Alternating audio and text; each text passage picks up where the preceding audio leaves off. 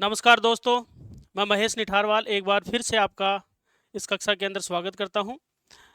दोस्तों, आज हम फिर एक नए टॉपिक के साथ आपके सामने रूबरू हुए हैं। आज का हमारा टॉपिक है राष्ट्रीय बाल अधिकार संरक्षण आयोग, national commission for protection of child rights, जिसको हम बोलते हैं एनसीपीसीआर। यह टॉपिक कई सारी प्रतियोगी परीक्षाओं के लिए महत्वपूर्ण है, जिसमें स्कूल व्याख्याता परीक्षा के लिए ये सबसे महत्वपूर्ण है।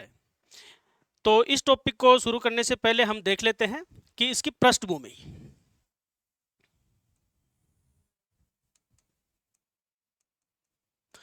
पृष्ठभूमि में यही है कि भाई क्या है ये। तो ये जो बाल अधिकार हैं उनकी सुरक्षा के लिए, उनके संरक्षण के लिए गठित आयोग है। यानी किसके लिए गठित आयोग है ये? बाल अधिकारों की सुरक्षा। यानी छोटे जो बच्चे होते हैं, बालक, उनके अधिकारों की सुरक्षा के लिए गठित हुआ है यह आयोग। दूसरा, यह आयोग दो मूल जो सिद्धांत है उन पर बल देता है। एक तो देता है सार्वभौमिकता। इसका जो एक्ट है उसमें कहा गया है सार्वभौमिकता, यूनिवर्सलिटी।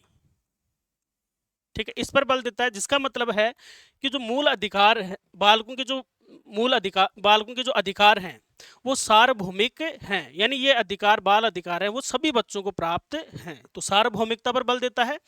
दूसरा ये बल देता है अलंघनीयता पर। अलंघनीयता का मतलब है कि ये जो बाल अधिकार हैं ये अनुउल्लंघनीय हैं, इनका उल्लंघन नहीं किया जा सकता किसी भी परिस्थिति में। इसी के साथ यह आयोग है वो बाल संबंधी नीतियों में तात्कालिकता पर भी जोर देता है। यानी बाल संबंधी नीतियां या बाल संबंधी जितने भी कानून हैं उसमें तात्कालिकता पर जोर देता है, जिसका मतलब है कि बालकों के संबंध में जितनी भी केंद्र और राज्य सरकारों के द्वारा नीतियां जारी की गई हैं वो तत्काल प्रभाव से क्रियान्वित होनी चाहिए, उनमें किसी भी प्रकार का विलंब नहीं होना चाहिए। इसी प्रकार से यह जो आयोग है वो सबसे संवेदनशील बच्चों के लिए प्राथमिक कार्रवाई की बात करता है। यानी जो सबसे संवेदनशील बच्चे हैं,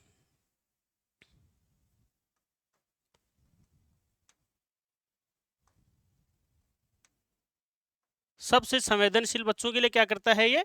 प्राथमिक कार्यवाही। यानी जो सबसे संवेदनशील है उनके लिए क्या हो? प्राथमिक कार्यवाही की बात करता है। मतलब क्या है इसका?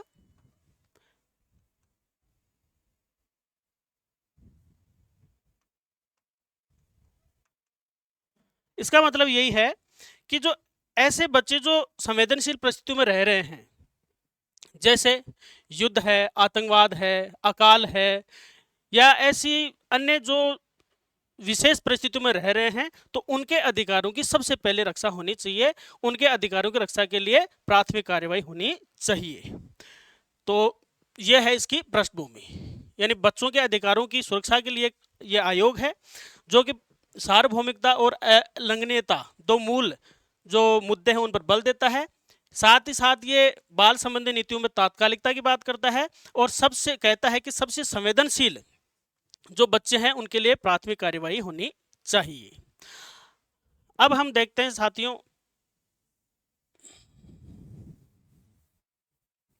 इस अधिनियम के अनुसार बालक कौन है?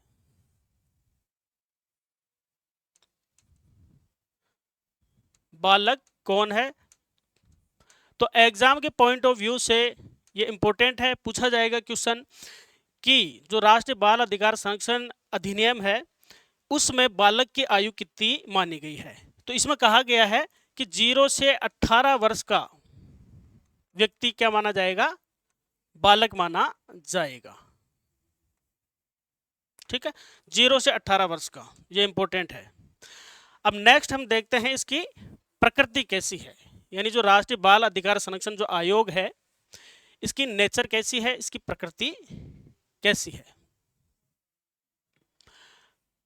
तो प्रकृति की अगर हम बात करें तो प्रकृति में आपको एक तो ये ध्यान रखना है कि ये सलाहकारी प्रकृति का है। यानी परामर्शदात्री या सलाहकारी प्रकृति का है। ये सरकार को सलाह देता है, सलाह मानना न मानना सरकार पर निर्भर करता है। खुद से ये कोई दंड सजा वगैरह नहीं दे सकता। तो एक तो ये सलाहकारी प्रकृति का है। दूसरा अपने को क्या ध्यान रखना है कि इसकी प्रकृति कैसी है, सांविधिक है। सांविधिक कह दीजिए, विधिक या वैधानिक भी कह सकते हो आप,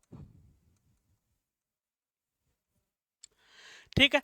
सांविधिक या विधिक इसलिए है क्योंकि संसद की विधि के द्वारा इसका निर्माण हुआ है। यानी इसका निर्माण कैसे हुआ है, संसदीय विधि के द्वारा हुआ है, विधि से। और इसके लिए संसद ने कौन सी विधि बनाई है, इसके लिए संसद ने जो विधि बनाई उसका नाम है, जिसके तहत इस आयोग का गठन हुआ, वह है राष्ट्रीय बाल अधिकार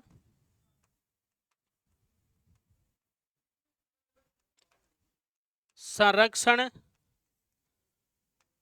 आयोग अधिनियम। कौन सा अधिनियम बनाया, राष्ट्रीय बाल अधिकार संरक्षण आयोग अधिनियम इसके लिए बनाया। यह अधिनियम कब आया, ये 2005 का ये अधिनियम है। यद्यपि ये पास 2006 में हुआ था। और इस अधिनियम के तहत फिर इस आयोग का गठन कब हुआ, बाल अधिकार संरक्षण आयोग का गठन इस अधिनियम के तहत, राष्ट्रीय बाल अधिकार संरक्षण आयोग अधिनियम 2005 के तहत कब हुआ, इसका गठन हुआ फरवरी 2007 में। तो एग्जैक्ट डेट की अगर बात करें तो 5 फरवरी 2007 को इसका गठन हुआ है, ठीक है। इसी प्रकार से हमें यह भी ध्यान रखना है, क्वेश्चन पूछा जा सकता है कि इसकी प्रकृति कैसी है। तो इसकी प्रकृति गैर संवैधानिक है, यानी सांविधिक विधिक तो है ही, और ये गैर संवैधानिक भी है क्योंकि संविधान में इसका कोई जिक्र नहीं है।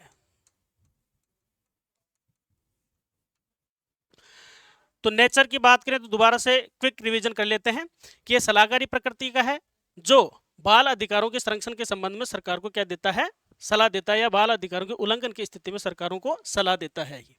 दूसरा, यह सांविधिक या विधिक प्रकार का है क्योंकि संसदीय विधि के अनुसार इसका गठन हुआ है, और संसद की जिस विधि से इसका गठन हुआ उसका नाम है राष्ट्रीय बाल अधिकार संरक्षण आयोग अधिनियम 2005। और इसके तहत इसका गठन कब हुआ, 5 फरवरी 2007 को गठन हुआ है। और इसका चूंकि संविधान में जिक्र नहीं पाया जाता तो यह कैसा है, गैर संवैधानिक प्रकृति का है। अब देखते हैं हम इस अधिनियम के अनुसार बाल अधिकारों की परिभाषा क्या है।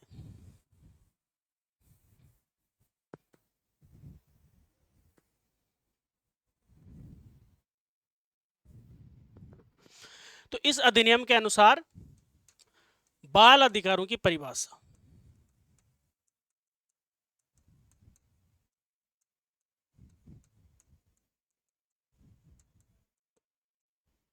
तो परिभाषा बाल अधिकार और भी छोटे मोटे जो टर्म्स दिए गए हैं उनकी परिभाषाएं धारा 2 में दी गई हैं। तो परिभाषा किसमें है, एक तो ये ध्यान रखना कि धारा 2 में है। और परिभाषा क्या दी गई है, परिभाषा दी गई है कि बाल अधिकारों में वे सभी अधिकार शामिल हैं जिन्हें संयुक्त राष्ट्र बाल अधिकार सम्मेलन 1989 में अपनाया गया और जिसे भारत ने 11 दिसंबर 1992 को अनुमोदित किया। तो बाल अधिकार क्या है, बाल अधिकारों में वे सभी अधिकार शामिल हैं जिन्हें यूएन महासभा द्वारा बाल अधिकारों पर सम्मेलन हुआ था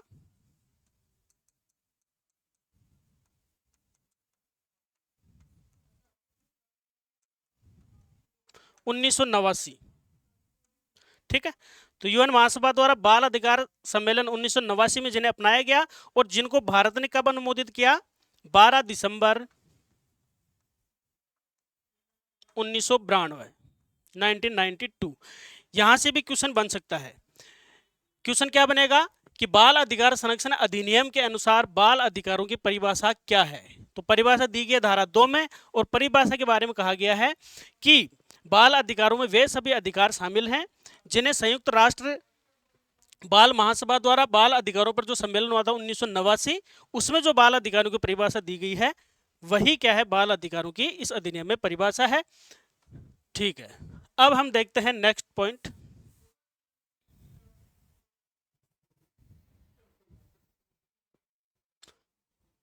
अब हम ये जो बाल अधिकार संरक्षण आयोग है इसकी संरचना देख लेते हैं।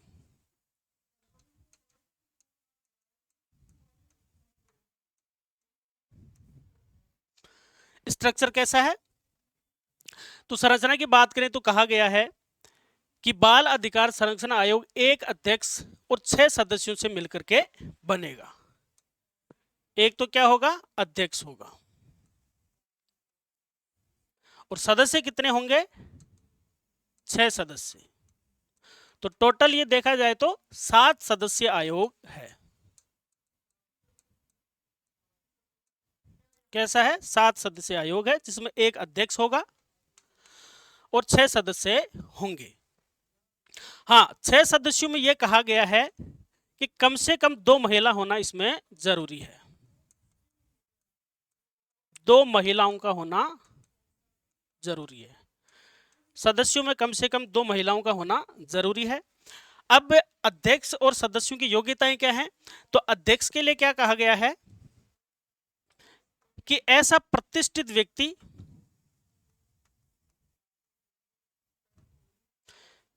जिसने क्या किया हो, बाल कल्याण के क्षेत्र में उल्लेखनीय कार्य किया हो। कौन होगा? अध्यक्ष की योग्यता क्या है कि ऐसा प्रतिष्ठित व्यक्ति जिसने बाल कल्याण के क्षेत्र में उल्लेखनीय कार्य किया हो, ऐसे व्यक्ति को अध्यक्ष नियुक्त किया जा सकता है।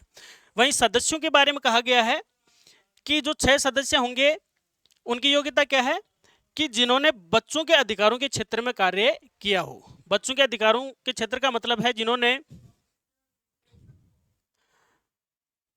बाल शिक्षा के क्षेत्र में कार्य किया हो, बाल स्वास्थ्य के क्षेत्र में कार्य किया हो,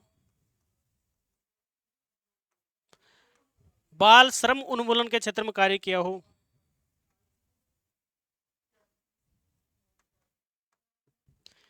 इसी प्रकार से दिव्यांग बच्चों के लिए कार्य किया हो। ठीक है, इसी प्रकार से इसमें यह भी हो सकता है जिन्होंने बाल मनोविज्ञान के क्षेत्र में या बच्चों के कानूनों से संबंधित क्षेत्रों में कार्य किया हो, वह व्यक्ति क्या हो सकता है, सदस्य हो सकता है। कुल जमा यूं कह सकते हैं कि जिन्होंने बच्चों के अधिकार या कानूनों या बच्चों से संबंधित जितने भी जो क्षेत्र आते हैं, शिक्षा, स्वास्थ्य, इनमें कार्य किया हो, वह व्यक्ति क्या हो सकता है, सदस्य हो सकता है। संरचना देखिए। अब हम देखते हैं, हाँ, संरचना में आपको यह भी ध्यान रखना है कि आयोग का जो मुख्यालय कहां रखा गया, दिल्ली में रखा गया है। आयोग का मुख्यालय कहां होगा, दिल्ली के अंदर होगा। तो संरचना हमने देख ली, एक बार नोट करना चाहो तो नोट कर लो।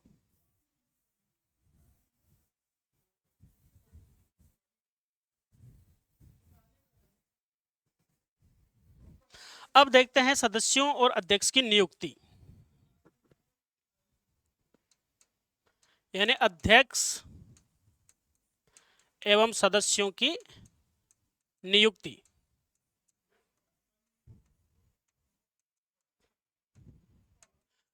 नियुक्ति की बात करें तो इसमें सीधा सीधा कहा गया है कि अध्यक्ष और सदस्यों की नियुक्ति कैसे होगी, केंद्र सरकार के द्वारा की जाएगी।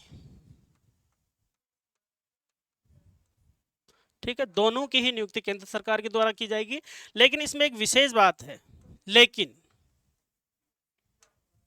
विशेष क्या है, अध्यक्ष के लिए कहा गया है कि अध्यक्ष की, वेरी इंपॉर्टेंट, सदस्यों के लिए नहीं है, अध्यक्ष की नियुक्ति कैसे होगी,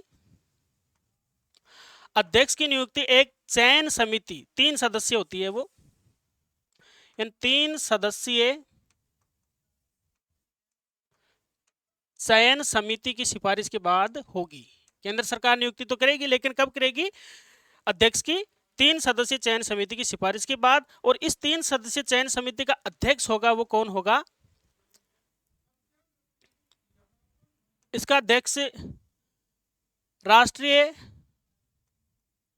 बाल और महिला मंत्रालय, राष्ट्रीय बाल और महिला मंत्री होगा मतलब।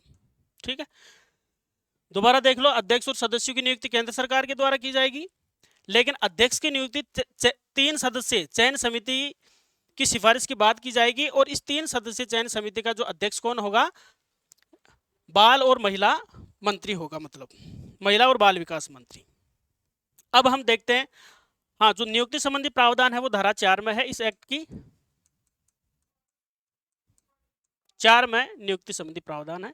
धाराएं याद रहें तो ठीक है, न रहें तो कोई विशेष बात नहीं है। अब देखते हैं इनका कार्यकाल।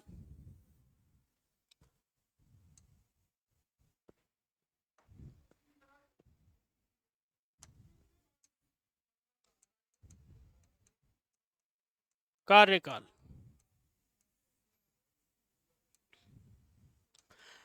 कार्यकाल की बात की जाए तो अध्यक्ष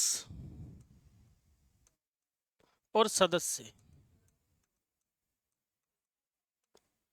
तो अध्यक्ष का कार्यकाल कितना होगा? कहा गया है कि 3 वर्ष या 65 वर्ष की आयु, दोनों में जो भी पहले हो, 3 वर्ष या 65 वर्ष की आयु। वहीं सदस्यों के लिए कहा गया है कि सदस्यों का कार्यकाल होगा 3 वर्ष या 60 वर्ष की आयु, दोनों में जो भी पहले हो। तो इसको ध्यान रख सकते हो 365 के हिसाब से, साल में 365 दिन होते हैं, इसको याद रख सकते हो 360 के हिसाब से, 360 डिग्री, जो भी जैसे भी आप याद रखना चाहो। और जो कार्यकाल का जिक्र किया गया है धारा 5 के अंदर।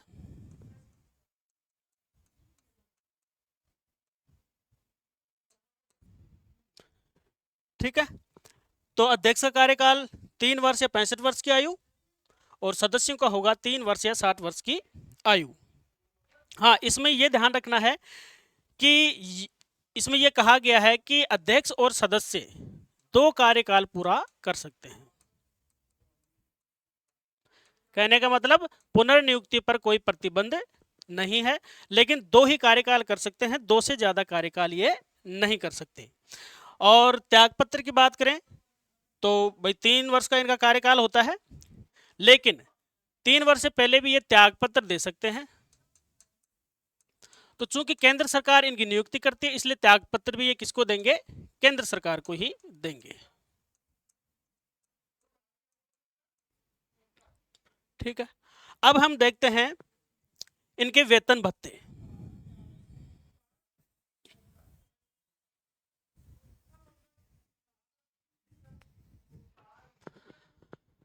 वेतन भत्तों की बात करें अध्यक्ष और सदस्य के, तो वेतन भत्तों का जिक्र किया गया है धारा 6 के अंदर, जिसमें कहा गया है कि आयोग के अध्यक्ष और सदस्य ऐसे वेतन भत्ते प्राप्त करेंगे जिन्हें केंद्र सरकार निर्धारित करे। तो वेतन भत्तों का निर्धारण कौन करता है? केंद्र सरकार करेगी। साथ ही इसमें यह भी कहा गया है कि नियुक्ति के पश्चात इनके वेतन भत्तों में कोई अलाभकारी परिवर्तन नहीं किया जाएगा, यानी अलाभकारी परिवर्तन नहीं होगा।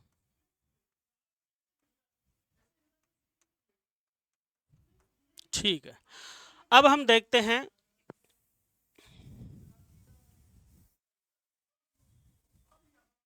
इनको हटाने की प्रक्रिया क्या है, यानी पद से हटाया जाना। किसको?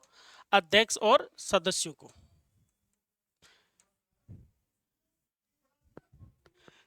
तो पद से हटाए जाने के जो प्रावधान है उनका जिक्र किया गया है धारा 7 में। तो इसमें कहा गया है कि अध्यक्ष और सदस्यों को केंद्र सरकार के द्वारा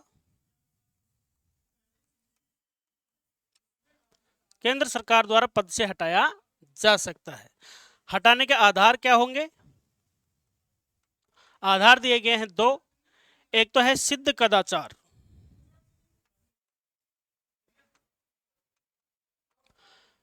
सिद्ध कदाचार या असमर्थता।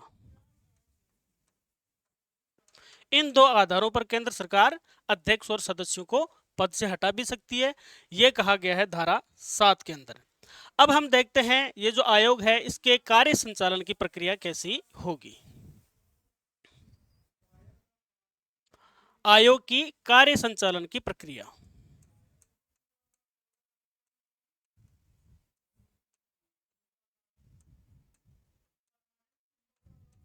ठीक है, यानी ये किस प्रकार से कार्य करेगा। तो कार्य संचालन की प्रक्रिया में हमको 3-4 पॉइंट ध्यान में रखने हैं। सबसे पहला तो ये कहा गया है कि आयोग का अधिवेशन या मीटिंग अध्यक्ष द्वारा निर्धारित समय पर होगा, लेकिन दो अधिवेशनों के बीच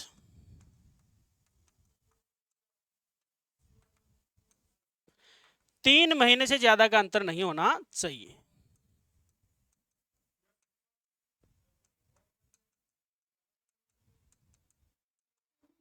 अंतर नहीं होना चाहिए, तो मैं क्रॉस कर देता हूं। ठीक है, दो अधिवेशनों के बीच 3 महीने से ज्यादा का अंतर नहीं होना चाहिए। दूसरा, कार्य संचालन की प्रक्रिया में कहा गया है कि जो आयोग के जो निर्णय होंगे वो कैसे लिए जाएंगे, बहुमत से लिए जाएंगे। वेरी इंपॉर्टेंट, आयोग के निर्णय बहुमत से लिए जाएंगे। साथ ही इसमें यह भी कहा गया है कि अगर बराबर मत आ जाएं, मीटिंग में अगर किसी मुद्दे पर बराबर मत आ जाएं, तो अध्यक्ष क्या करेगा, अध्यक्ष को निर्णायक मत देने का अधिकार है ऐसी स्थिति में।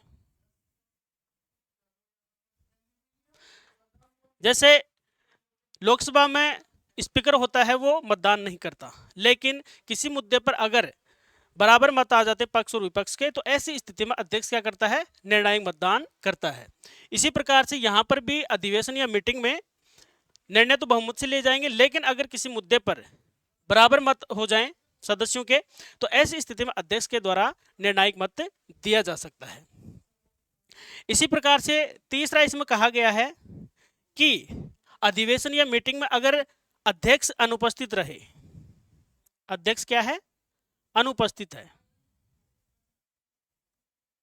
तो ऐसी स्थिति में अध्यक्ष कौन होगा, तो ऐसी स्थिति में कहा गया है कि सदस्यों में से ही एक का अध्यक्ष के रूप में चुनाव कर लिया जाएगा, खुद सदस्य ही करेंगे। ठीक है, तो अध्यक्ष की अनुपस्थिति में सदस्य ही एक अध्यक्ष का क्या करेंगे, चुनाव कर लेंगे।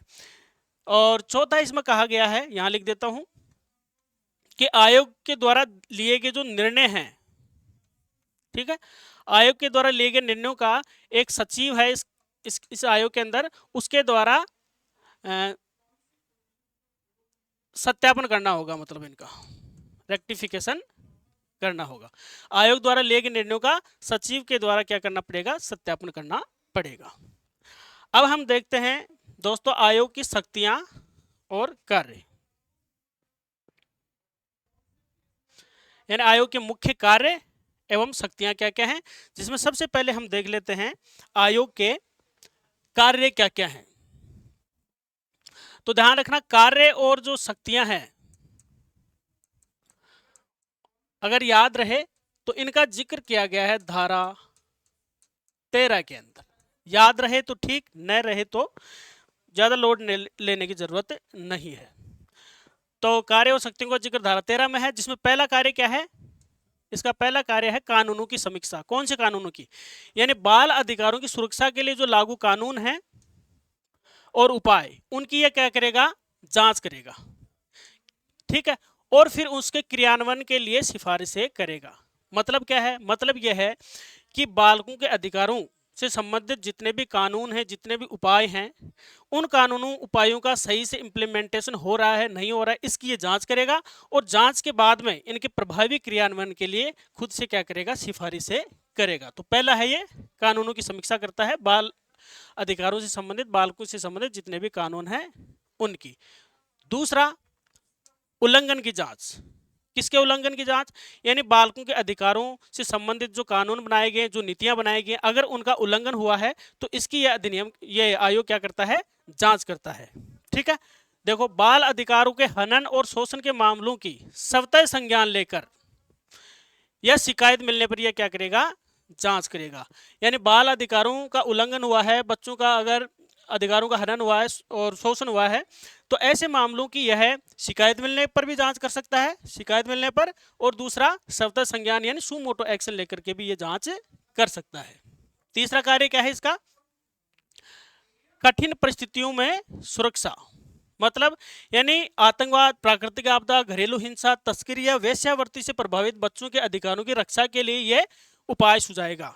यानी ऐसे बच्चे जो कठिन परिस्थितियों में रह रहे हैं, जो मैंने बताया आपको, तो उनके अधिकारों की रक्षा के लिए ये क्या करेगा, उपाय सुझाएगा। फिर जागरूकता फैलाना। जागरूकता के किस मामले को लेकर के फैलाएगा, यानी बाल अधिकारों से संबंधित समाज में जागरूकता फैलाएगा, यानी समाज में बच्चों के अधिकारों और सुरक्षा के प्रति ये जागरूकता पैदा करेगा, जिसके लिए ये व्याख्यान आयोजित कर सकता है, कार्यशालाएं आयोजित कर सकता है, ताकि जो बाल अधिकार हैं उनके प्रति समाज में ज़्यादा से ज़्यादा जागरूकता आए और बच्चों के अधिकारों का हनन न हो और बच्चों का कम से कम क्या हो, शोषण हो। इसी प्रकार से अनुसंधान भी ये कर सकता है, रिसर्च किस में करेगा, यानी बाल अधिकारों के क्षेत्र में ये क्या करेगा, शोध करेगा और शोध करके सरकार को फिर ये नीतिगत सुझाव देगा। ठीक है, यानी बाल अधिकारों के क्षेत्र में ये रिसर्च करेगा, रिसर्च करके अगर उनको कुछ नई चीज फाइंडिंग आती है तो उसके संबंध में ये सरकार को क्या देगा, सलाह दे देगा। फिर है शिकायत निवारण। शिकायत निवारण किस पर करेगा, यानी बच्चों के लिए आरटी एक्ट बना हुआ है, 2009 में ये आया था, ध्यान है आप सबको, और किशोर न्याय अधिनियम भी बना हुआ है, जुवेनाइल एक्ट। ठीक है, तो आरटी एक्ट, जुवेनाइल एक्ट और इसमें एक और लिख लो, पोक्सो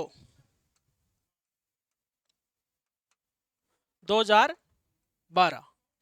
ये 3 एक्ट हैं, इन पर अगर कोई शिकायत मिलती है तो उनकी भी जांच, उनकी भी उन शिकायतों का निवारण भी बाल अधिकार संरक्षण आयोग के द्वारा किया जाता है। एग्जाम में क्वेश्चन पूछा जा सकता है कि क्या बाल अधिकार संरक्षण आयोग शिक्षा का अधिकार अधिनियम, किशोर न्याय अधिनियम और पोक्सो एक्ट, क्या इन पर जो शिकायतें मिलती उनकी सुनवाई भी कर सकता है, तो हाँ बिल्कुल कर सकता है, ये इसके दायरे में आते हैं, क्योंकि तीनों एक्ट बच्चों के लिए हैं और बाल अधिकार संरक्षण आयोग क्या है, बालकों के लिए ही काम करता है। तो इस तरह से हमने देखे आयोग के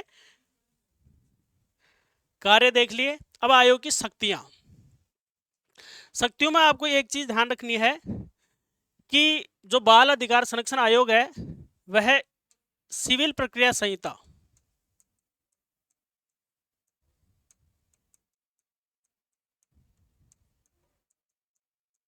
1908 की है ये।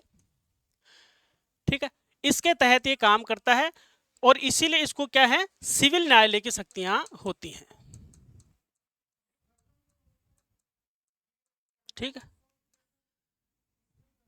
तो सिविल प्रक्रिया संहिता 1908 के तहत ये सिविल न्यायालय की तरह काम करता है।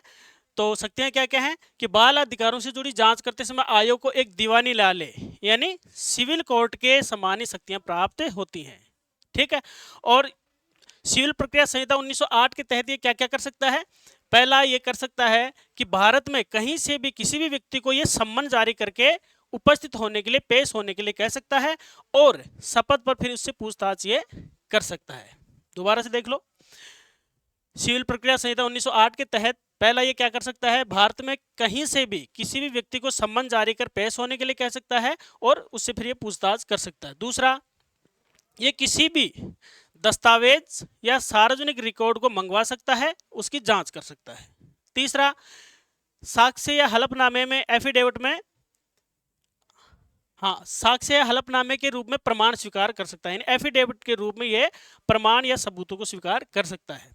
इसी के साथ ये जांच के बाद उल्लंघनकर्ताओं के खिलाफ कानूनी कार्रवाई या संबंधित विभाग को क्या कर देगा, दंडात्मक कदम उठाने के लिए सिफारिश करेगा, क्योंकि शुरू में मैंने बताया था कि इसकी प्रकृति कैसी है, सिफारिशी है। ठीक है, परामर्शदात्री है। ठीक है, तो यह है आयोग की शक्तियां। अब हम देखते हैं कि जो एनसीपीसीआर है, राष्ट्रीय बाल अधिकार संरक्षण आयोग, यह जांच के बाद क्या क्या कदम उठा सकता है, जांच के बाद उठाए जाने वाले कदम। तो क्या क्या कदम उठाएगा, पहला कदम तो यह हो सकता है कि जांच के बाद ये क्या करेगा, क्योंकि सिफारिश से करता है। ठीक है, सिफारिश केंद्र और राज्य सरकार दोनों को कर सकता है। वैसे राज्यों के लिए अलग से राज्य बाल अधिकार संरक्षण आयोग होता है, लेकिन अगर किसी मुद्दे में, किसी मामले में अगर किसी राज्य से संबंधित बाल अधिकारों का हनन हुआ है तो उसकी ये जांच कर सकता है और उस राज्य सरकार को सिफारिश से कर सकता है। मेनली हमको ध्यान रखना है कि केंद्र सरकार ही अपने को पढ़ना है कि केंद्र सरकार को ये सिफारिश कर देगा। क्या सिफारिश करेगा कि जांच में दोषी पाए गए पक्षों के खिलाफ अनुशासनात्मक कार्रवाई, विभागीय जांच, अगर किसी सरकारी अधिकारी ने बाल अधिकारों का उल्लंघन किया है तो विभागीय जांच, और पुलिस में एफआईआर दर्ज करने के लिए संबंधित राज्य सरकार केंद्र सरकार को ये क्या कर देगा, निर्देश दे देगा। तो सबसे पहली सिफारिश तो ये कर सकता है।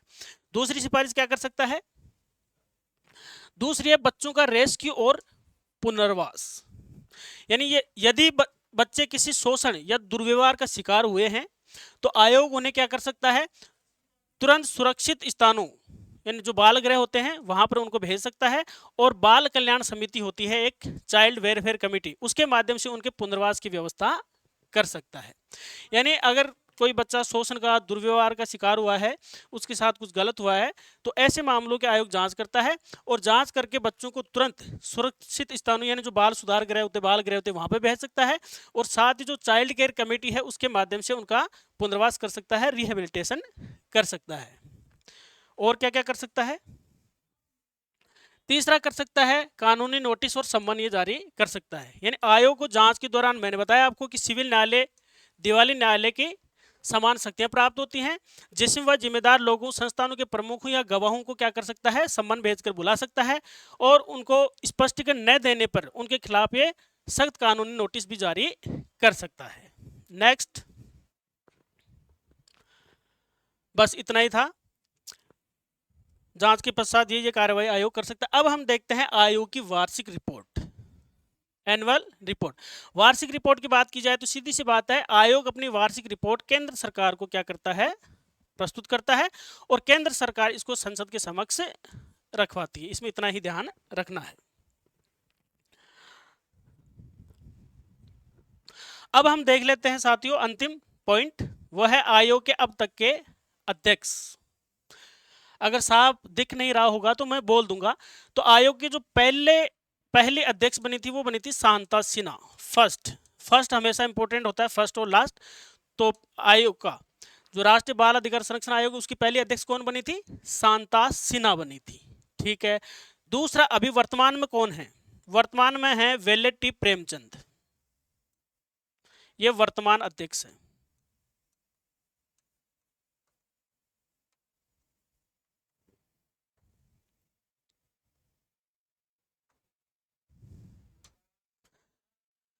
हाँ, तो प्रथम अध्यक्ष कौन थे? शांता सिन्हा थी, और वर्तमान में अध्यक्ष हैं वेल्लेट्टी प्रेमचंद।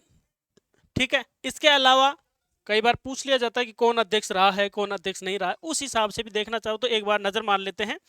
दूसरी रही फिर कुशल सिंह, तीसरे रहे वीएस ओबरॉय, चौथे रहे नूतन गुआ विश्वास, पांचवें रही स्तुति कक्कड़, छठा जो अध्यक्ष रहा वह था राकेश श्रीवास्तव, सातवें रहे प्रियांक कानूनगो, और आठवीं जो अध्यक्ष थी वह थी तृप्ति गुरहा है ये तृप्ति गुरहा।